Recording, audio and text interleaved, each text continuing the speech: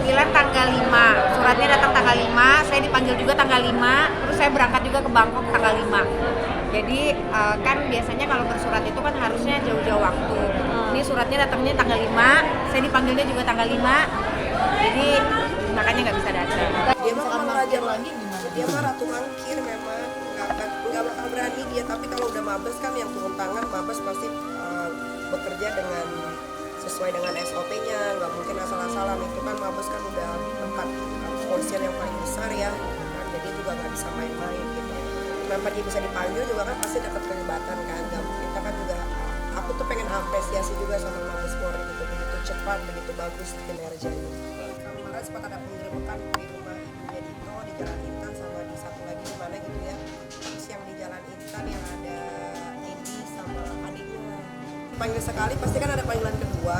Jadi kan ini panggilan kedua sebetulnya, bukan panggilan pertama kan. Tapi katanya mau dipanggil bareng sama adiknya, adik kandungnya juga. Ya nanti lihat aja kira-kira dia datang nggak, seberani kalau dia lagi teror orang nggak gitu. Kayak dia teror saya, kan dia pernah teror saya, berani banget kan, ngasih bunga pagi-pagi jam 5, nyoret-nyoret rumah jam 3 pagi. Coba pengen tahu Indi Ayunda seberani itu nggak kalau dipanggil polisi. Mabes loh. Indi Ayunda, kamu jangan pengecut, tunjukkanlah batang hidungmu. Kasihan itu bapak-bapak Mabes Polri. Belajarlah dari Nikita Mirzani, semua masalah pasti ada jalan keluarnya. Tapi kalau kamu bersalah ya sudah, bumilah tempat kamu tidur nanti. Iya, makanya ya gimana ya, itulah makanya kalau jadi orang tuh jangan jahat-jahat. Maka kan gue udah bilang kalau jahat sama orang kita balas jahat nggak ada masalah. Tapi kalau gua nggak pernah buat salah atau lagi kenal sama dia, tiba-tiba dia bikin salah sama gua, ya Tuhan itu pasti, pokoknya sekarang segala macam kejahatan yang ada di muka bumi ini pasti Tuhan langsung balas gitu. Jaraknya kan nggak lama Tuhan balas, cuma 2 bulan loh dari gua keluar dari penjara. Kalau menurut feeling gua ya, menurut Cenayang ya, kayaknya dia tahu di mana keberadaan Dito. Karena selama ini kan dia hidupnya sama Dito. Dia nyanyi enggak, syuting enggak, endorse mungkin seminggu sekali. Itu juga bayarannya kecil. Sama gua mah endorse-nya jauh lah gitu kan. Jadi kepada siapa dia menumpang hidup kalau bukan kepada Dito. Jadi kalau menurut feeling gua sih kayaknya dia udah tahu di mana Dito, tapi dia nggak mau ngasih tahu. Tapi mungkin nanti pas, kalau mudah-mudahan hari Jumat ini Nindi datang supaya lebih mempercepat pekerjaan kepolisian, jangan bikin repot mulu Nindi Ayunda ya. Jadi mungkin dengan nanti pertanyaan-pertanyaan dari penyidik nanti kan bisa ketahuan itu gimana dia sembunyikan. Apalagi kan polisi juga sudah bilang kan bahwa Nindi Ayunda dan Dito Mahendra ternyata satu, yaitu kan Pak Polisi yang ngomong. Siapapun yang ngumpetin Dito Mahendra bakal kena juga pidana kan ya, mungkin bisa jadi dia 100.000% kalau di Mabes. 1000%, gua aja bisa yang nggak salah dipenjarain di Polres Serang Kota ya kan, satu pun polisinya nggak ada yang minta maaf. Kalau gua mantau aja, nanti kalau dia sudah ditetapkan jadi tersangka, baru gua akan kirim 1000 karangan bunga. Pengen datang, kalau dia bener-bener datang, takutnya dia nggak datang lagi gitu kan. Kalau nggak datang lagi kan masih ada panggilan ketiga atau dijemput paksa ya, tinggal tunggu aja nanti berita dari teman-teman wartawan media. Oh bukan lagi, syukuran gue akan datengin ada 5 panti asuhan.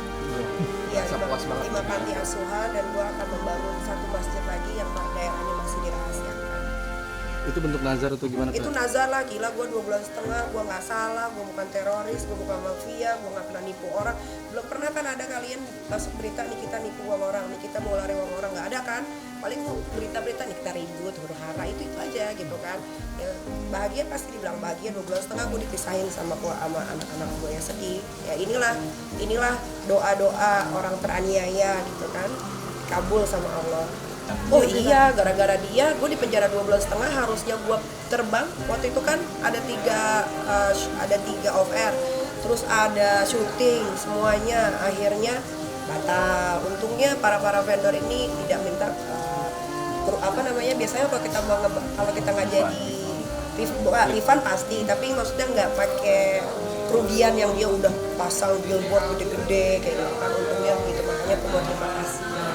Ya kalau gue sih cuma bisa bilang jangan zolim jadi orang. Zolim itu kan kalau gimana ya, kalau Nindi itu kan termasuk salah satu manusia yang zolim, karena kan pertama gue sama Nindi ini tidak pernah punya masalah apapun gitu kan. Dia cuma mendengarkan laporan dari seseorang nggak tahu siapa waktu di Jakarta Barat.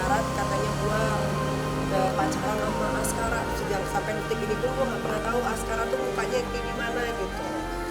Jadi gara-gara itu mungkin padahal dia yang punya hubungan dengan orang lain, tapi dia coba untuk memutarbalikkan fakta gitu. Tapi kenapa yang dipilih gue? Mulailah teror-teror itu terjadi. Makanya dia zolim, gue bilang kan jangan jadi orang yang zolim gitu. Kecuali kalau dia berbuat jahat sama gue pernah berbuat jahat sama dia, masih make sense gitu. Tapi kan ini enggak sama sekali, dan gue pun nggak tahu masalahnya apa. Aku happy, ya pasti aku happy karena aku 2 tahun, hampir 2 tahun aku diteror, dikerjain, masuk penjara kan karena dia. Jadi kan sebetulnya Dito Mahendra ini hanya disuruh oleh Nindi Ainda. Mungkin Dito Mahendra mau show off ke Nindi gitu kan, lu bisa ngelakuin apa aja, lu mau apa gitu kan. Lu penjara ini kita bersani di penjara, di Serang ya kan. Ya sekarang inilah hasil dari apa yang Nindi Ainda lakukan gitu. Jadi dia, kalau gua di penjara kan kalian tahu sendiri gua nggak salah kan, Ditonya aja nggak hadir kan. Tapi kalau ini kan udah jelas salah, lebih malu, mungkin lebih lama kan. Mungkin kalau gua 2 bulan, mungkin dia bisa 20 tahun.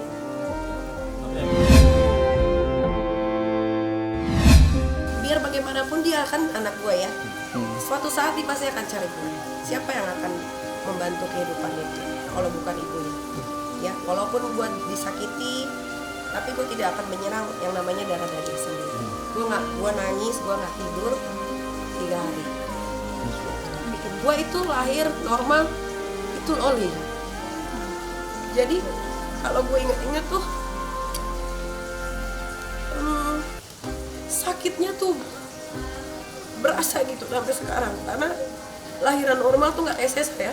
Kalau sesar itu kan lu tinggal disuntik masuk ruang operasi gitu. Loli itu gue lahirin tuh secara normal gitu. Jadi setiap pembukaan 1, 2, 3, 4, 5 gitu tuh rasa sakit itu luar biasa gitu. Dan alhamdulillah waktu lahiran Loli gue masih didampingin sama mantan suami, gak kayak yang kedua ketiga ini. Jadi kalau dibilang sempat nangis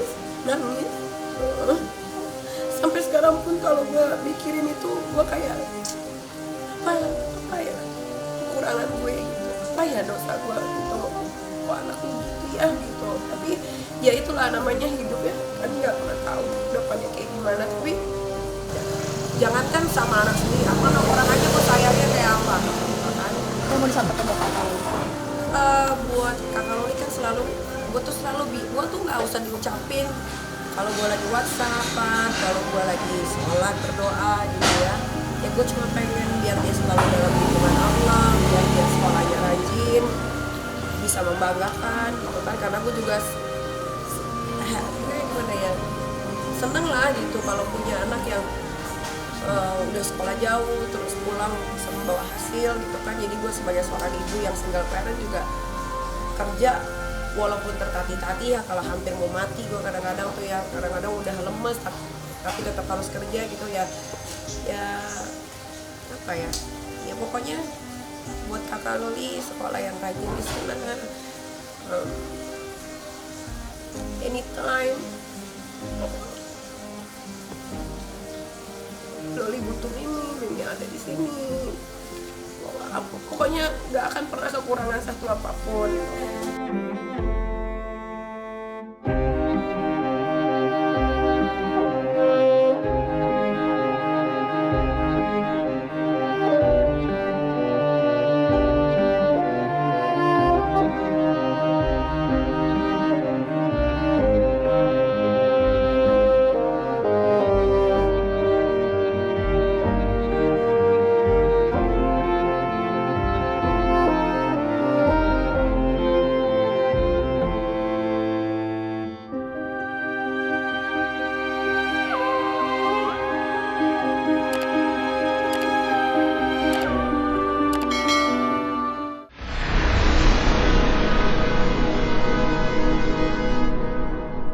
Jadi jangan lupa untuk subscribe Cumi Cumi.